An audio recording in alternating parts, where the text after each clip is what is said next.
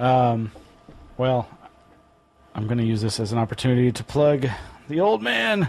The old man. Congressman Paul, you've been critical of Governor Romney for holding fundraisers with Wall Streeters. Do you think he understands what the protest is about? Do you understand?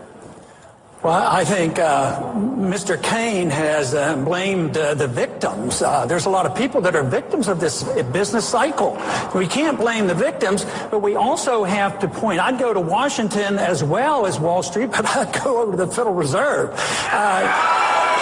They create the financial bubbles, and you have to understand that. You can't solve these problems if you don't know where these bubbles come from. But then when the bailout came, and supported by both parties, you have to realize, Republicans were still in charge, so the bailouts came from both parties. Guess who they bailed out? The big corporations, the people who were ripping off the people in the derivatives market, and they said, the world's going to come to an end unless we bail out all the banks. So the banks were involved, and the Federal Reserve was involved, but who got stuck? The middle class got stuck. They got stuck. They lost their jobs, and they lost their houses. If you had to give money out, you should have given it to the people who were losing their mortgages, not to the banks. Mr. Kane, do you want to respond? He referenced you, so if you want to respond, you have 30 seconds. All I want to say is that Representative Paul is partly right, but he's mixing problems here. It's more than one problem. Look, the banks and the businesses on Wall Street, yes. The way that was administered was not right. But my point is this. What are the people who are protesting want from bankers on Wall Street? To come downstairs and write them a check? This is what we don't understand. Go and get to the source of the problem is all I'm saying. I got to give you 30 seconds, and then we'll go to Governor Romney. Yes, the argument is the program was okay, but it was mismanaged. But I work on the assumption that government's not very capable of managing almost anything, so you shouldn't put that much trust into government. You have to trust the marketplace, and when the government gets involved, they have to deal with fraud. And how many people have gone to jail, either in the government, Fannie Mae or Freddie Mac, that participated in this, and nobody suffers the consequences? All these investigations, and yet the people who lose their jobs and lose their houses, it's their fault. That's why they're on Wall Street, and we can't blame them. We have to blame the business cycle and the economic policies that led to this disaster. Governor Romney, you? Yeah. Ron Paul scores a knockout once again. All right. Have you heard he's thinking that maybe a third party run? He's not ruling it out, but why would he? Because he's a shrewd politician in the best sense. Yeah, he's not saying one way or the other, but he's also saying he's not ruling it out. And so we'll see about that. Dennis Kucinich had a good article that came out the other day about the Occupy movement. He's one of those rarities in Congress that it's, He's somebody that doesn't make me dislike the word liberal. Yeah, he's pro-freedom, and that's what we're really looking for. This is beyond conservative, liberal, Democrat, Republican. This movement really is not about those things, and it would be good if we can, as much as possible, get past that and focus on the common ground, the common enemy, and get behind the candidates that are pro-freedom, anti-war, anti all the bad things that are destroying us, destroying the middle class, and really just turning this world into something that if it goes on, we won't even recognize it a few years from now. Will we recognize American society after December 2012? Well, that's the big question. Man, yeah. All Occupy all the time. That's like it's the biggest things I've been paying attention to. And it's historic. It is huge. And is it going to last? It's already... We don't know where it's going, if anywhere. It's already, lasted longer than I would have guessed. We've seen America sleep for so long. Yeah. It's hard to believe, but I'm believing. I have the H. I have the the HOPE. I can't believe it. And it's not assigned to any person. It's assigned to a whole mass of people. And, critical mass. Maybe. Yeah. Well, there's a couple of articles that we posted here that can be very useful to you if you're going to go to a protest. And so go to our website and look for these articles. They're under the category tips. Because, well, you want to be able to go to the protest, hopefully without getting arrested, but also without getting killed. And the vicious attack on the Marine veteran Scott Olson in Oakland shows you what can happen. Apparently he's not going to die. He does have brain damage and he can't speak, but doctors say that that could come back to him in time. But still, you could get very, very messed up. These non-lethal rubber bullets are really very dangerous. And if they hit you in the wrong place or from too close a range or whatever, but even if they're used according to the manual, which, by the way, the Oakland police violated their own manual in the use of these things, well, you can get very, very messed up. And there are some simple precautions you can take prior to the protest for dealing with all those sorts of things, rubber bullets and tear gas. There's all sorts of remedies, mixing Malox in water and so forth, but those are good ones to check out. And I want some anti-taser chainmail. Ooh, yeah. That will keep me from getting those nasty electrified barbs in my flesh, and will actually ground me so that I don't get shocked, but maybe they'll accidentally shock the... yeah, maybe it will backfire. Sugar. Well, they haven't been using tasers yet at these haven't protests, heard of any reports. But, you know, they're fully capable of it. The police are so militarized. They've got all kinds of weapons. And they haven't just shot anybody outright like it was done at Kent State or the Bonus Army in 1932 in Washington, D.C., which is very similar. You know, one of the complaints leading up to the eradication of the brutal crackdown of the Bonus March, that they had set up really a large tent city, much bigger than any of these Occupy events, you know, taken separately. Huge there in Washington, D.C., right in the viewpoint of President Herbert Hoover. And one of the excuses they use was, well, they're unsanitary, they're unsafe, and so they go in there and they protect them by attacking them and injuring them, and they killed 3 or 4 Army veterans there in 1932, perfectly capable of murder then and now.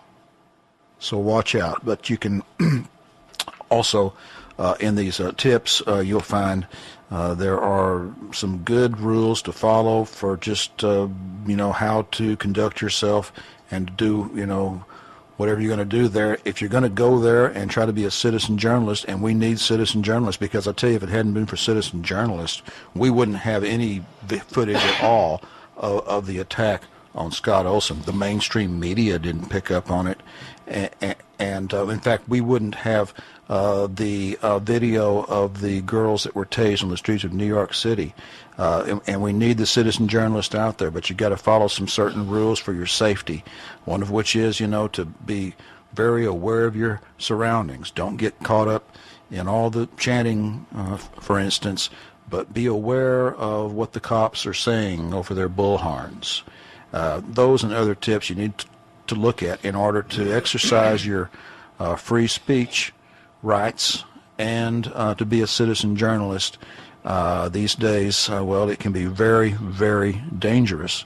And I'll tell you, because we got peaceful protesters, but the cops are treating this like war zones. And just be prepared. You know, I know I sent you that video link of the NYC late night Occupy Wall Street folks who triumphantly apparently wrenched the kettling net from from the riot cops and held it over their heads and pushed the cops back and made away with it. That was beautiful. Yeah, very excited. You could hear the crowd. Yes, yes. Well, there's more of us than there are of them, so look out. But keep it peaceful, because I'll tell you, that's the other thing. There wouldn't be as much sympathy now for the movement had there been any violence committed on the part of the protesters. Yeah. that's what is making this thing work. So, it's easy for emotions to get out of hand. People were feeling violent in San Diego the other night. I was watching that, looking at the things that were being posted on Facebook. I mean, Occupy San Diego put up something that it really had a lot of anger with it, and and was warning the police in rather ominous tones. So easily can you slide over into that, and that's not what we need. Yeah, that's the thing about the mob rule and this whole idea of the wisdom of crowds. Well, the wisdom of crowds sometimes is not very wise. It often has resulted in the lynchings and beheadings. In some cases, if that's mass hysteria. Yeah, watch out. Man, speaking of mass hysteria, craziness, increasing police state. You sent me this, and the headline, I was like, no. It's like, okay, when I say things like, I wonder how long it'll be before Obama or whoever is the POTUS orders an American killed by a drone on American soil. Well, here's the headline, folks. Nude police drone near Houston could carry weapons. Yeah. Local police department ready to become the first in Texas to launch an unmanned drone to do police work in the sky above Houston. Tonight, Local 2 investigates, are they keeping you safe or invading your privacy? Good evening, I'm Dominique Saxa. I'm Bill Biessa. Thank you so much for joining us. Local 2 investigates first uncovered the concerns about privacy and civil liberties surrounding police drones back in 2007. But now the Montgomery County Sheriff's Office in Conroe is ready to take flight. Local 2 investigator Stephen Dean live for us in Conroe this evening. And Stephen, I understand that some new concerns could come into play with this particular drone. Absolutely, Dominique, because not only can this one have police watching from above, but the drone that arrived here today at the Montgomery County Sheriff's Office is designed so that someday it could even launch a police attack from above. From a laptop computer, deputies can fly this 50-pound Shadowhawk unmanned helicopter. A powerful camera on the front is controlled with this game-like console, and the manufacturer says this one's even designed to carry weapons. You have a stun baton where you can actually engage somebody at altitude with the aircraft, and a stun baton would essentially disable a suspect. Montgomery County Sheriff Tommy Gage says he has no plans for weapons just yet, but he does have FAA approval to fly for SWAT team standoffs and searching for criminals on the run. To be in on the ground floor with it is pretty exciting for us here in Montgomery County. In 2007, Local 2 Investigates uncovered a secret Houston police test of a different type of drone, but so many people complained of police spying on them after our story went worldwide. Mayor Parker scrapped the idea when she took office, but Montgomery County's ready to go. Big brother watching situation, certainly it's not going to be used for that. It's going to be used if somebody's a criminal and all, and we're looking for them. That's what we're going to use the vehicle. It's so simple in its design and the objectives of it, you just wonder why anyone would choose not to have one. Flights here at the Montgomery County Sheriff's Office could begin within a month, according to the sheriff. Now, this drone that arrived here today could be outfitted with a taser to actually zap a suspect from above or fire off those stun batons or bean bags to incapacitate a suspect. The sheriff says it's all about keeping his officers safe in very volatile situations. He says he will keep privacy concerns in mind. He says it will be done right here. We are live in Conroe. Stephen Dean, KPRC Local 2. Now, the Montgomery County Sheriff says that $300,000 in federal Homeland Security grant money paid for its drone. That includes training for the 2 deputies who will fly it on police missions. My God, just what? picture. Acevedo got beat out on this? I'm surprised. Oh, don't you know he had a hard-on for that?